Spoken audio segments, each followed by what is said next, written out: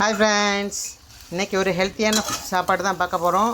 இன்றைக்கி வந்து கத்தரிக்காய், வெண்டிக்காய், தக்காளி, வெங்காயம்லாம் போட்டு ஒரு புளிக்குழம்பு, டாப்பான புளிக்குழம்பு வைக்க போகிறோம். சூப்பரான அருமையான புளிக்குழம்புல கடைசியாக தேங்காய் பால் ஊற்றுனீங்கன்னா அது ஒரு டேஸ்ட்டாக இருக்கும். தேங்காய் பால் ஊற்றாமல் புளியை மட்டும் கரைச்சி ஊற்றி கடைசியாக கொதித்து வரும்போது ஊற்றுனீங்கன்னா அதுவும் சூப்பராக இருக்கும். அப்படியே சோறு வெந்துக்கிட்டு இருக்காங்க.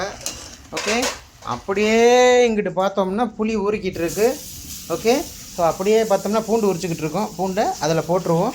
அப்படியே அதில் போட்டுட்டு ஒரு கிண்டிட்டு கடைசியாக என்ன பண்ணணும், இதெல்லாம் ஓரளவு தக்காளி வெங்காயம்னா வதங்கினதுக்கப்புறம் மல்லித்தூள், ஓகே, மிளகாத்தூள், இந்த 2 தூள் மட்டும்தான் போடணும் புளிக்குழம்புக்கு. வேறு எதுவும் போடக்கூடாது.